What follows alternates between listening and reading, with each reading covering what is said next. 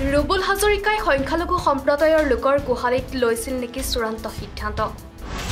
ৰুবুলক পৰিকল্পিতভাৱে কোনোৱে উলমাই ৰাখিছিল নেকি মুছলমান লোকৰ গোহালিত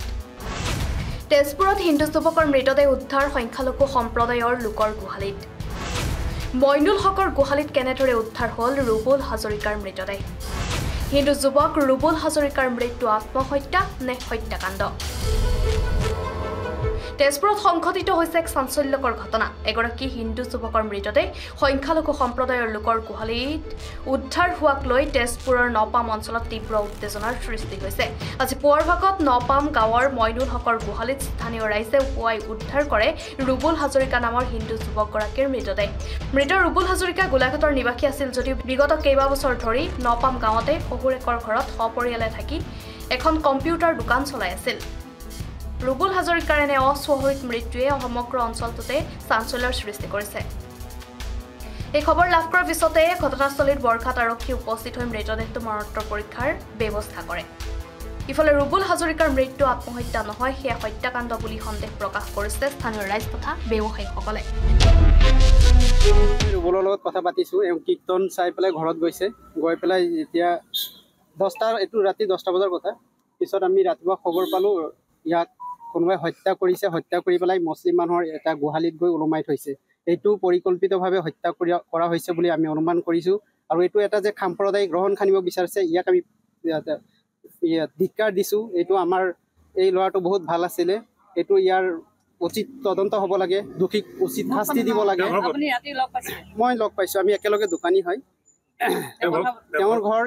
তেওঁ এনেই ইয়াত ঘৰ জোৱাই হিচাপে নিজৰ শাহুকৰ ঘৰত থাকে তেওঁৰ অৰিজিনেল ঘৰ গোলাঘাট বুলি আমি গম পাইছোঁ আৰু এওঁৰ যে পোষ্টমৰ্টম কৰিব লৈ গৈছে এইটো একপক্ষীয়া মানুহ গৈছে এইটো পোষ্টমৰ্টমৰ ৰিপৰ্ট মতে আমি কিন্তু বিশ্বাস নকৰোঁ এওঁলোকে গোলাঘাটৰ পৰা মানুহ আহিব লাগিছিলে আহি পেলাই পুলিচে উচিত তদন্ত কৰি পোষ্টমৰ্টমলৈ নিব লাগিছিলে ইয়াতো আমাৰ কিন্তু সন্দেহ উপজিব কাৰণ তেখেতৰ ঘৰৰ পৰা এতিয়ালৈকে কোনো মানুহ অহা নাই প্ৰায় আজি 5-6 বছৰৰ পৰা বেছি হৈছে প্ৰায় 10-15 বছৰৰ পৰা ইয়াতে আছে দোকানটো আপোনালোকে চাইছে ৰুবুল হাজৰিকা তেওঁৰ ঘৰ গোলাঘাটত কিন্তু বৰ্তমান আমাৰ জোঁৱাই কিন্তু যোৱাকালি যিটো ঘটনা হৈ গ'ল মই আত্মহত্যা কৰা বুলি ক'ব নিবিচাৰোঁ তেওঁক হত্যা কৰিছে কোনে হত্যা কৰিছে সেইখিনিও আমি দেখা পোৱা নাই গতিকে তাৰ এটা উচিত তদন্ত হ'ব তাৰমানে ঘৰত কিবা কাজিয়া বুলি গম পাইছিলোঁ ঘৰুৱা কাজিয়া কিন্তু যিটো মুহূৰ্তত আমি দেখা পালোঁ এজন ফাঁচি লগা মানুহ হয় ওলমি থাকিব লাগিব সেয়াও পোৱা নাই আমি তেওঁ ধুনীয়াকৈ সুস্থ হিচাপত মাটিত থিয় হৈ হেং কৰি থোৱা আছে মোবাইলটো আগত থোৱা আছে সেই সন্দেহত আমি ক'ব বিচাৰিছোঁ যে তেওঁ আত্মহত্যা কৰা নাই তেওঁক হত্যা কৰিছে কোনে হত্যা কৰিছে তাৰ উচিত বিচাৰ আমাক লাগে কাৰ ঘৰত বুলি নহয় আমাৰ মাইনুল উদ্দিনৰ গোহালি ঘৰত তেওঁৰ ডেড বডিটো আমি তাত হেং পাইছোঁ কোন কমল শইকীয়াটো আমাৰ গাঁৱৰ ভিতৰত জোঁৱাই তেওঁ সৌৰ ঘৰত থাকে তেওঁ দোকান আছে এইখন কম্পিউটাৰ দোকান ব্যৱসায়